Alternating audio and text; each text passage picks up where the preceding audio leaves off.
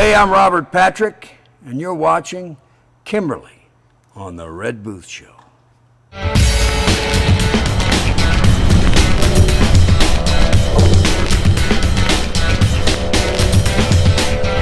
Hi, welcome to The Red Booth Show. I'm your host, Kimberly Q.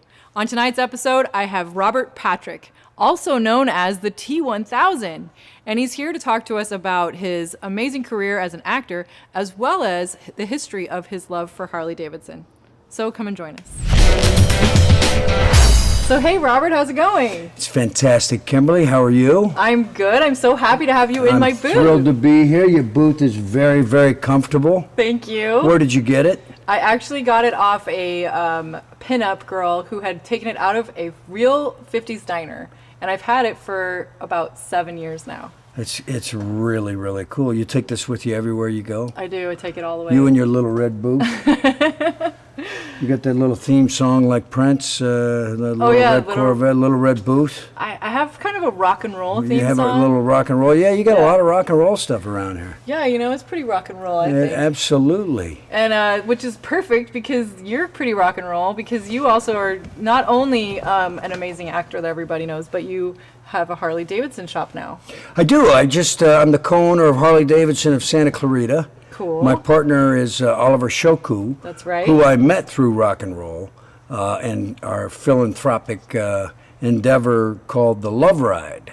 Right. Which I believe Oliver did that for 32 years, 33 years. I think that's when I first met you, was at a Love Ride. That's right. And I think over the course of those years he's raised, I think it's around $29 million for different for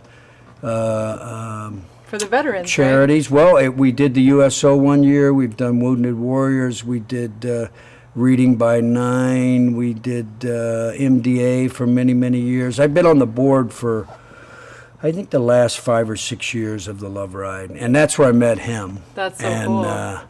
I bought a bike from him in the 1991. Yeah, Glendale, and I've been a long-time customer. And the dealership in Santa Clarita opened up, and he said, I know you've expressed an interest in getting into the business, the ownership side of things. And I said, yeah. And he said, I've got a proposition. I've never had a partner. Would you want to partner up with me and go buy this dealership? It's been great for me because I've been doing acting since 1984 and really have not had anything other than to focus on other than my acting career, to be able to diversify into a totally new business and have it be my passion besides acting, which is riding Harleys, and it's specifically Harleys. So the brand is something I'm very, very passionate about, and felt very confident getting out in front and representing it. Well, I mean, you've been already representing it. Yeah. I have been, whether they knew it or not, but I have been. But I'm really excited because Willie G and Nancy, his wife, welcomed me into the ownership. The family, they call it. You know, you're welcomed into the family, and being a dealer, it's a big deal. We just had that in San Diego. So I've had the dealership for 6 weeks. Wow, so fresh.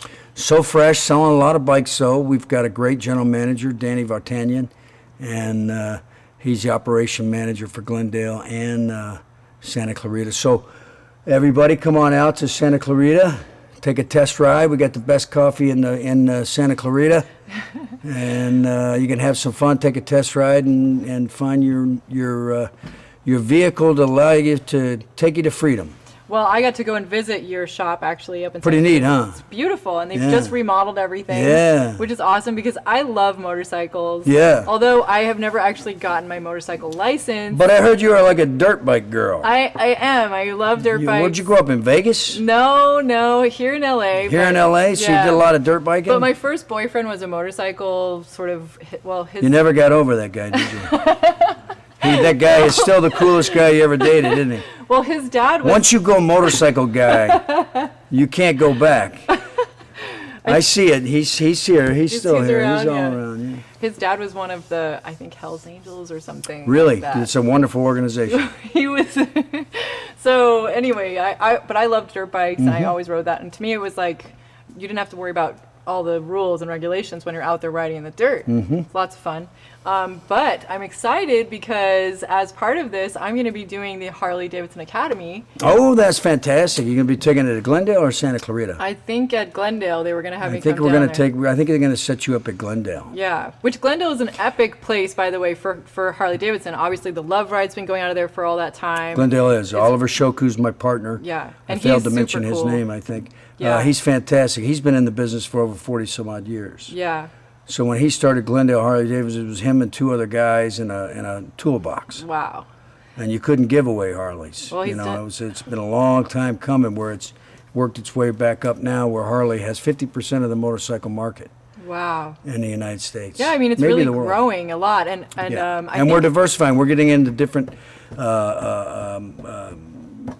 different demographics of motorcycle. We're going after the sport bike people. We're going after off-road people.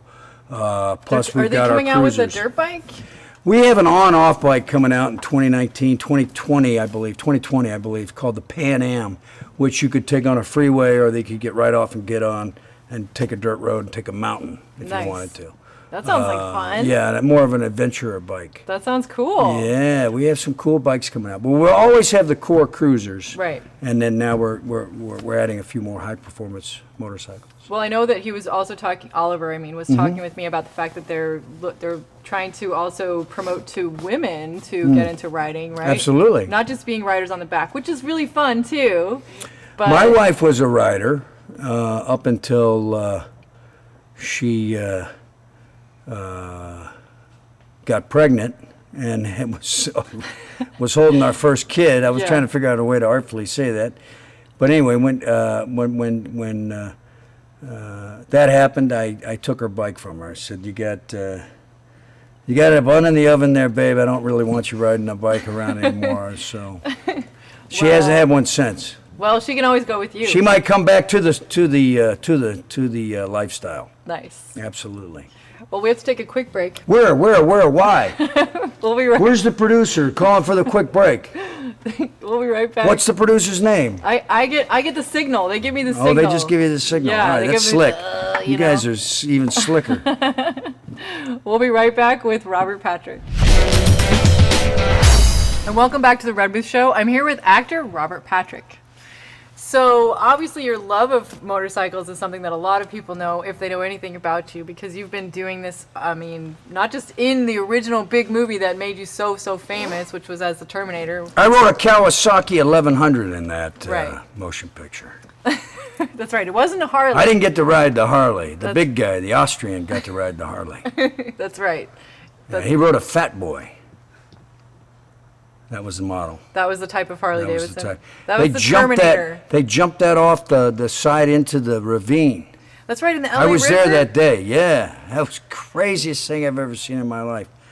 Stuntman named Peter Kent rode that bike. It was on a wire, so it came flying off and on the wire. But he had to keep riding it and settle it back down on the two wheels, and kind of got wobbly one time. But Oh my God. one of the damnedest things I ever saw. This is a 900-pound motorcycle, 800-pound motorcycle. That's crazy.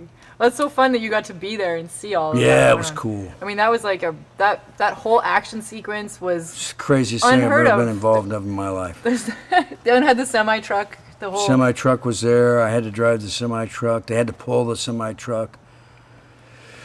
Amazing thing to be a part of. 30 years Yeah. ago. Yeah, I can't believe it's. You been weren't that- even born. Oh yes, I was. You weren't even around. You know, it's really, Some of these kids you got working here, they're all like, "Yeah, I saw you back in the day." Yeah, where'd you see me on TV? I know, right? You weren't even born when that movie came out. I asked them, could you see it in the theater? And they said, no, it wasn't in the theater when I was a little kid. Man, It had already come and gone. it was so big. It was one of the most amazing special effects movies, and you got to play the The T1000, the The mimetic T1000. polyalloy. yeah, the Mimetic? Okay, Mimetic mimetic polyalloy. polyalloy. 3 times fast. Mimetic polyalloy. See, I'm getting schooled over here, guys. You're doing good. I keep wanting to call you Betty, Kimberly. Well, this is for Betty Page Clothing. That's why they have this on there. Yeah. So, but you can say I'm a I tell Betty. you, that's a wonderful jumpsuit. Thank you. It's what's known as an all-in-one. That's right. Right? I thought it was pretty appropriate for, since I'm going to have to ride Harley Davidson. That would be the perfect thing, It's except good for a mechanic I'm worried shop. about your legs. Yeah? Oh, right. I have to wear, like, boots. You might, the pipes might burn you, and then you Yeah. also, motorcycle enthusiasts. You want to dress for the ride, the road, not dress for how you look on the ride. You want to be prepared for what may happen if you hit the pavement. True. I don't want to see your legs getting all messed up. That's true. This probably isn't the safest. You want to cover your arms. You want to have motorcycle. everything. Yeah. Yeah, well, you guys have all that kind of gear, don't Then you? you got all those layers we can take off later. See, that's the fun part. Well, then this is good for the mechanic shop. Yeah. Okay, that good. would be I got the approval. one of the layers we'd get to. Well- This is turning very inappropriate very quick, isn't it? I can see somebody smiling over there. That's what this Betty Page Clothing It's does. this red right? booth. It's the booth. Where the history on this thing? This was in an actual 50s diner booth. It's like it's Very legit. cool. Very But now cool. it's been a part of my show for 5 years. I like it. And I've had some amazing people like yourself, who I'm so excited to have sitting here with me. Well, it's a thrill to be here. And I also wanted to I feel touch very on. honored. Who was sitting here right before I got here?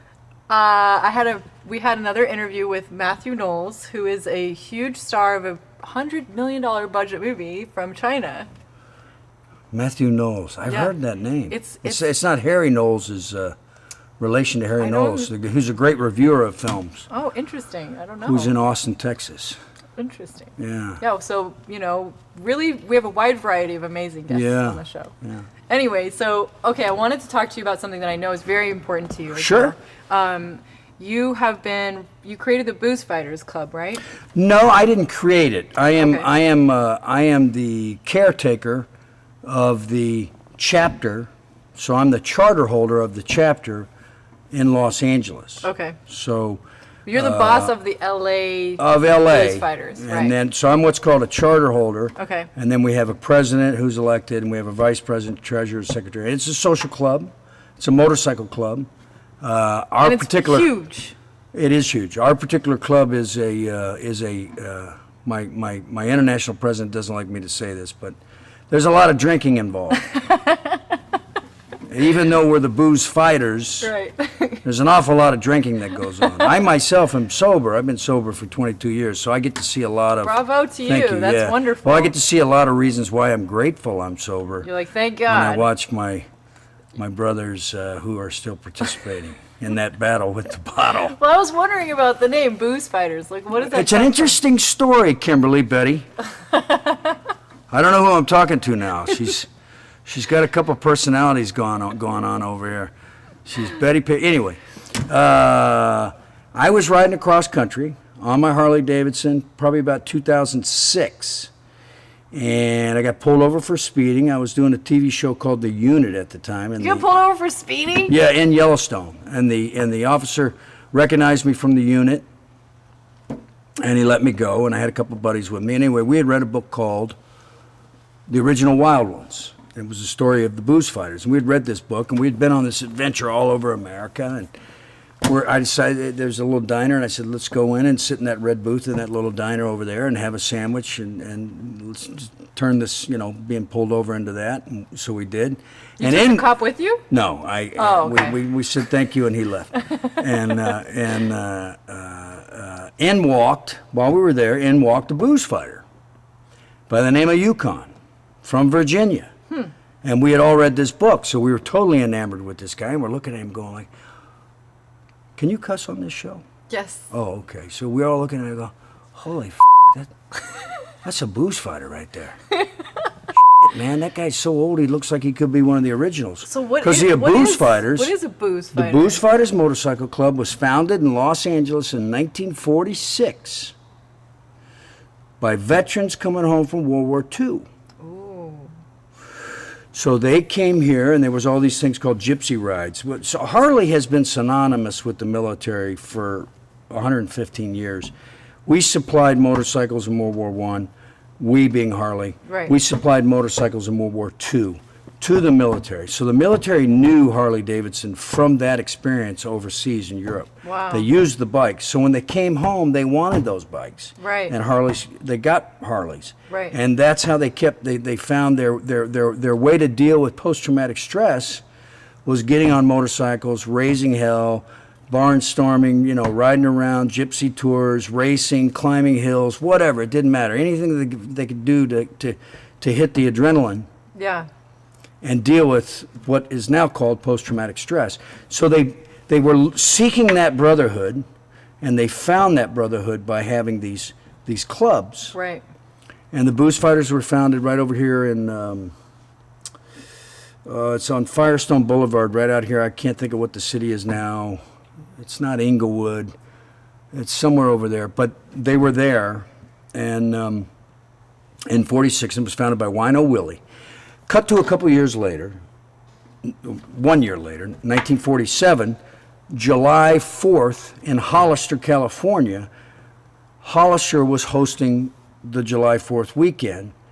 Life magazine happened to be there covering the small town July 4th, American 4th of July, and there was some photos that were staged of drunken behavior by veterans from World War II who were racing in the dirt streets of Hollister. Lock up your children, protect your daughters. These hooligans are here. They've taken over this town. World War II veterans? World War II veterans in 1947, and it was like this riot had taken place in Hollister. Oh, God. By the press, that's what they decided. Right. And that's pretty typical. My club, the Boozefighters, was there. Wow. So that's what we became famous for, because we had a Boozfighter got arrested for, I don't know, punching drunken somebody disorderly or something. But they that event became the impetus for the movie The Wild One. And I bet you got to go to a commercial. So I'll give you more to this segment later. Thank you very much. Yes, we're going to come right back with actor Robert Patrick. And welcome back to the Red Booth Show. I'm here with the amazing Robert Patrick. While we were here on this commercial break, I realized the impact the Boozefighters have had on the American culture, not only the American culture, pop culture on a global level. And let me take you down this path with me here. Okay. So I was telling you about Hollister. Yeah. 1947, the event, Life magazine covered it. The birth, the myth of the outlaw motorcycle club begins. Really? At Johnny's in Hollister. Amazing. And to this day, the Boozefighters still go up to Hollister every July 4th. We all come in from all over the world, and we take over a campground, and we spend July 4th weekend there. I know where I'm going to be next time. But think about the Wild One, mm-hmm. Right? So Brando, the Wild One, and the impact that movie had on the culture in 1953, which spurned another movie, Rebel Without a Cause. I see you got James Dean up there. Yep. Which fed into that, and the whole biker cool and the biker myth. Oh man, it was a huge deal. I mean, the biker were the rebels. And to this day, it's manifested itself in all the other clubs that are out there, and they are all clubs, by the way. There is no such thing as a motorcycle gang. Well, that does not exist. That does not exist. No, don't fight me on this, Kimberly. I know. I'm an authority. There are only motorcycle clubs.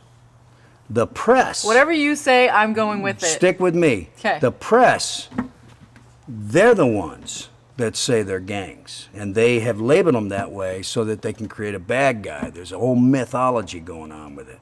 And it dates back to Life magazine.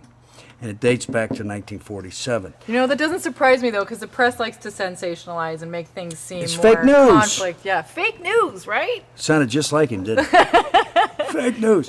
No, but that's the reality. There's only motorcycle clubs. There are no gangs.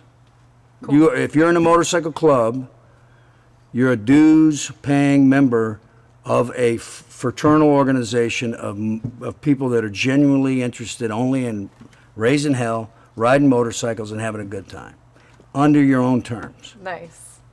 Well, and also your Boozefighters Club here is also raising money for veterans. My particular chapter, the organization itself is leaning towards being a nonprofit, but my chapter is a nonprofit, and we do raise money for disabled veterans. We've got a toy run that's coming up December 16th. The toy run will go from Santa Clarita, Harley Davidson of Santa Clarita to Hillsides Family Center, which is an orphanage primarily that's over 100 years old that the Episcopal Diocese of Los Angeles started. My priest was the one that got me doing this. Wow. So he'll be there blessing bikes, and we'll be having a great time, and we bring all these toys for the kids. That's but so cool. every chapter does a different thing. They have different things they want to do, but the club itself is pretty philanthropic. Yeah, and, that's what I understood about the Boozefighters. Yeah. And there's so many chapters all over the country. All over the world. All over the world. It's a global international organization. It's cool. Yeah, we're very proud of it. It's so awesome. And I've been a member for 12 years. So, but as you see what's going on with the culture, then we have the Sons of Anarchy. Right. Yes. Television show, which That's I got right. to be a part of. That's right. That's amazing. I've actually had some other cast from Sons of Anarchy on the show. They're great guys. I had Kenny Johnson on the show. Kenny's a wonderful guy. He's got that new show SWAT on CBS. Right. His showrunner Sean Ryan, I've worked for several times. I did The Unit with him, and I did another show called Last Resort that was filmed in Hawaii. I think that was on ABC. That's cool. But Kenny's a great guy, wonderful. He was on The Shield, where Kurt Sutter started. And anyway, Kurt is the showrunner for Sons of Anarchy, and now he's also the co-showrunner or showrunner for Mayans. Right. That's what I was going to ask about, because you just also appeared in the new Mayans I did. as well. Riding my own bike. Really? Yeah, not that one that's here in your parking lot, but my You probably other have bike. more than one. I have two. Actually, I have a lot now, and I'm selling them at Harley Davidson of Santa Clarita. That's right. Definitely go and check out Harley Davidson of Santa Soon Clarita. we're going to have a riding academy. That's right. And we have one down in the Glendale Harley, which is, Absolutely. again, one of the oldest, most beloved, I think, in the area. Absolutely. And it also has the cool, what is it, they have all these old bikes in the back. Oh, well, Oliver is a collector. My partner is a collector. It's like a gallery. It's And like he's got a museum. bikes that have been in the Peterson Museum, and They even have a dirt bike Harley. they have a dirt bike car. I think that's up in my dealership now. We Is have it? a 700R, what is this, 700R or something? Yeah, it might be up there. That's so cool. Well, yes. I'm having a hard time learning all my Harley letters for all the bikes that I sell. You're going to get to know all of them, aren't you? Yes, there's a lot to learn. It's a lot to learn. Well, I'm so excited that you're taking over Harley, and obviously I love, the culture. Motorcycle riding is so much fun. What's not to love? Exactly. We live in America. And in America, it's a constitutional right to ride your pursue Harley. happiness, however you will find it. And for a lot of people I know, That's true. The pursuit of happiness. it's guys. the only country that has that in the Constitution. Pursue happiness. And you can do it on top of Harley Davidson. It's the great freedom machine. And it's been so beneficial to me, and I've gotten so much enjoyment out of it. That saying up there is really true. You never Isn't see it? a bike outside a shrink's office. That's right. You don't really need it. There you go. Somebody's waving at you again. I know. Okay, we have to take another quick break. Okay. We'll be right back with Robert Patrick. Okay. Welcome back to the Red Booth Show. I'm sitting here with Robert Patrick. And I'm not sure who I'm sitting with. Is it Betty or is it Kimberly? Well, isn't Betty also a slang word? I don't know, Betty. I think. What did I just call you?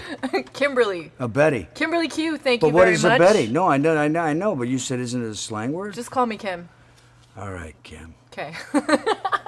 You got it. Well, you've led an amazing career. You're still doing amazing things. You're in Mayans. I mean, you have more things coming out that we can't talk about. I'm doing a movie currently right now that I cannot talk about. Right. That's right. It's so. I could not talk about my Harley Davidson acquisition either But until you it can. happened. You can now. I couldn't talk about Mayans. Right. What's that say? There's a lot of things you can't talk about. I'll tell you what that says. There's an oversaturation of information And people are just starting to realize, like, you know what? We got to really pull back on this stuff. And not For talk real. about it. We can't talk about it. Man. And reveal it when we want to reveal it. Because there's Instagram. I mean, just in the short time that I've been in the business, when I got in 1984, I mean, you didn't have cell phones. You didn't have Instagram. You didn't have all that Snapchat and all this stuff. I got to tell you, it's a disconcerting thing to walk onto a movie set and everybody's this way and this and that and come over here and smile, and you're like, who's in control of the PR on this thing? Well, we don't want all this shit getting out. I don't want to see how I make a movie. If we would have had that during T2, the cat would have been out of the bag. You would not be able to have any secrecy. And that was a secret project.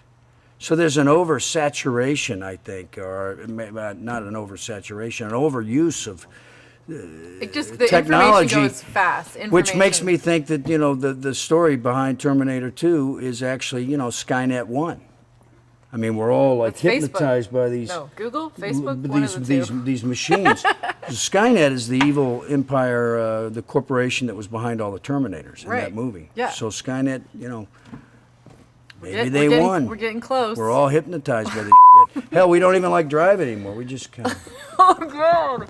And that's a problem, too, for riders, for Harley riders. For Harley riders, it's unbelievable. Yeah. I mean, on the way here, there was some huge debris in the carpool lane, and this truck, thank God this guy, and thank God I was not on his ass, he got out of the carpool lane as I could see this huge debris, and I'm talking it was like 6 by 10 piece of, I don't know, it was like a blue drywall plastic, I don't know what the and he got out of the way so I could see it, and I had to just go in between it and the K-rail on the way here. But what if he hadn't have been, and he hit that, and then that came out of I would have been ducking and praying it didn't take my head off. Yeah. You know? Just in L.A. alone, I sound like an old man. Grumpy old man about all this technology. I've actually heard this about riding motorcycles in LA, is that it's gotten more dangerous because of the cell phone use. Well, I mean, where are we going with this? But I'm just saying, you know, it's true. I think motorcycles is the best way to get around LA. Yeah. Well, this is the only state where you can lane split. Right. Yeah. So other people get mad in other states. Yeah. The percentage of motorcycle accidents based on the number of riders, I don't know what the statistics are, but I don't think it's any more than car accidents we have. You see so many stupid car accidents. Yeah, that's for sure. You know, but for motorcyclists, it would be nice of everybody in LA if they realize we don't have anything we're inside of. We are meat wrapped around metal, and we're praying that you're looking out for us. And even if we're obnoxious, we're only trying to get your attention. And the reason we're trying to get your attention is we know we're competing with your sound system, your subwoofer, your phone, your girlfriend giving you, you know what, all this kind of stuff is happening on the road, or you're getting high. You know, I got to tell you, the amount of weed being smoked on the freeways of Los Angeles. It's crazy. You can smell it. It's insane. It's a lot. A lot of people hooked on the weed out there. Oh my God. Some of them are in this room right here. The guy back there, he's lighting one up. Say no to weed. Well, at least while you're driving, for God's sakes. That's right. Anyway, but what was your question? Okay, yes, back to the thing. We were talking about Skynet. And there's a theme to this show? There's not really. Outside of the red booth? No. Okay. There's nothing. Right. What was it like working with James Cameron? Well, he's a genius. He's an amazing guy. He's smart enough to realize he should cast me. I appreciate that very much. That's sort of a joke. But he really is. He's an amazing man. And I'm incredibly blessed that I got the opportunity to work with him. I owe my entire career to that film.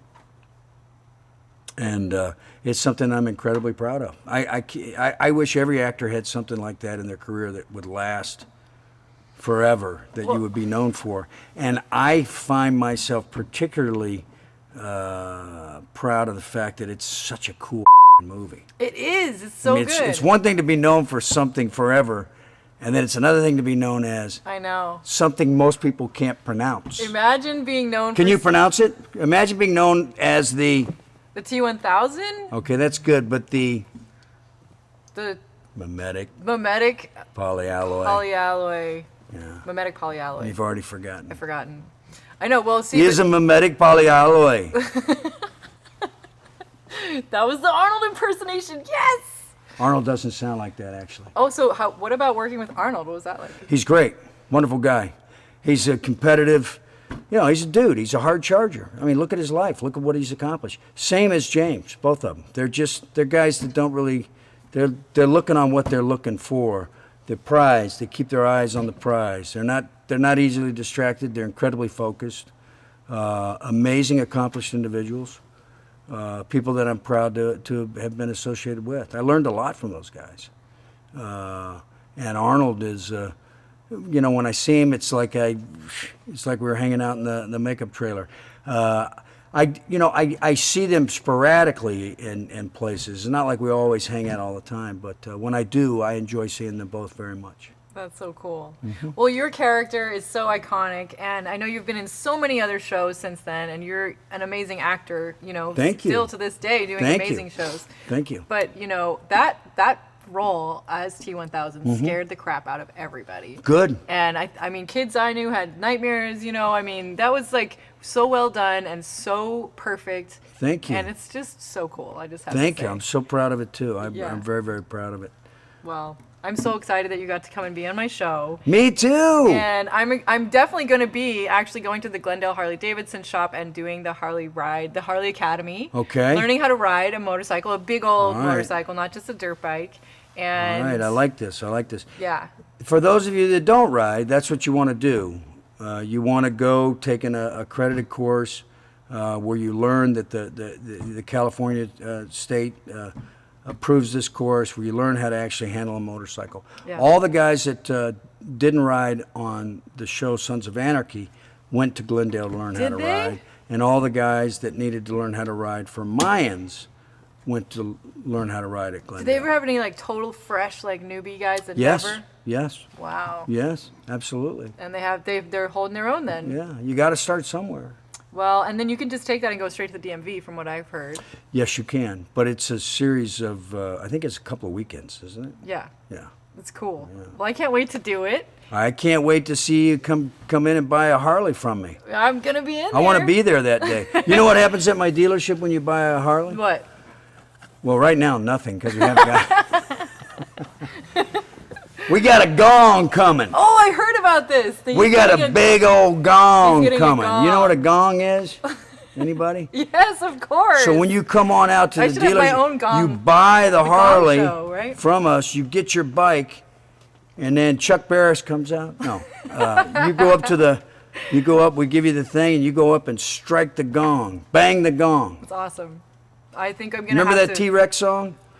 Bang a gong, get it on. Yes. Okay. You remember Yes. that song? Yes. Of course, I know that song. All right. Now I know. When you said the second part, and we're going to wrap up the show with that song from T-Rex. I don't know if we can afford it. They'll never even know, right? We can I get don't away know. with it. You don't think so? This is beamed into 45 million houses in America. Let's just true. look at them right now. Okay. Well, I'm really happy that you're doing. We're what in you the love. red booth. You're not. Sorry, I interrupted you. It's okay. I like what you said. I was really focused on those people. This is definitely the cool spot to be, right? This is very cool. You wipe this down every day, or is this from the diner too? This is all from Diner. Is that like apple pie It's from getting kind of messed up. 1962 I or know. something? It's What getting is that? kind of crusty. Thanks for coming on the show, Robert. It's Thank you. definitely an honor to have you here. Kimberly, you're so sweet. Thank you. Thank you. Appreciate it. Thank you. Well, here we are with Tony the Movie Guy again, and you're going to be talking with us about the upcoming movies for this week and new releases. That's right. This is the first week of November. Can you believe it's already coming to the end of 2018? No, I cannot. Isn't that crazy? It is. Okay, so we got some cool films coming out in the theater. First is like a family movie, The Nutcracker and the Four Realms. Have you seen the trailer for this Yes, film? it looks really interesting. It does. It's like a big kind of Disney-like movie. You know, it's a big fantasy adventure. adventure. The cast is incredible. It's got Keira Knightley, Helen Mirren, Morgan Freeman, and a young star called Mackenzie Foy, who's actually a great actress. She was in Interstellar with Matthew McConaughey. The only thing that's odd is there's been very little buzz for the film. But the trailer looks like, big special effects. So we'll see. That's coming out November 2nd. So that's for the family to go out and see. And then again, as I said, we're kind of getting into Oscar season. So there's a film called Boy Erased. And it looks really good. Quite a powerful movie. It's directed by the actor Joel Edgerton. And he stars in the film. It's a true story, and it's with a young actor called Lucas Hedges, who's brilliant. He was in Manchester by the Sea. I think that's going to be big Oscar bait. It's got a great supporting cast as well. Russell Crowe, Nicole Kidman, so that comes out November 2nd. And then one of the most buzzed about movies of the year that I cannot wait for is Bohemian Rhapsody. Ooh. Rami Malek playing I love Rami Malek. Freddie Mercury, Wow. who's, I mean... That's a good cast, right? The cast's perfect. incredible, and I mean, the film itself has been... It went through production hell for years. Sacha Baron Cohen was attached to it, and I was really excited to kind of see his take on the film, but Rami Malek looks incredible in all the trailers and all the stills and things I've seen for it. He's such a good actor. Yeah, and Freddie Mercury, I think he's arguably has the greatest voice in like rock and roll. He was just, it's such an icon of music, lived such an extraordinary life, cut too short as well. I think this is going to be Oscar gold, and I wouldn't be surprised if Rami Malek is the front runner for Best Actor.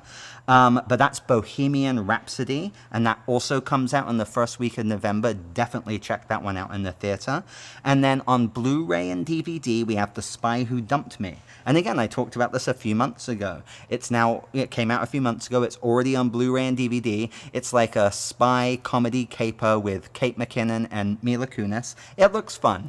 That's what I've got. Okay, great. Thanks so much for giving us the lowdown on the new movies. And also, you can always go and listen to Tony's movie review on Tony the Movie Guy. Tony on the Movie Apple Guy. Podcasts. Yeah, we have an episode every week. It drops on Mondays, and we discuss every topic and genre in movies. And he does a much longer review of the movies as well. It's like an in-depth hour to an hour and a half podcast with cool guests and everything. So check it out. Yeah, thanks for being on the show again. That's a welcome. I love it. And also, you guys, don't forget to go and subscribe to our YouTube channel as well so you can get the latest from our show.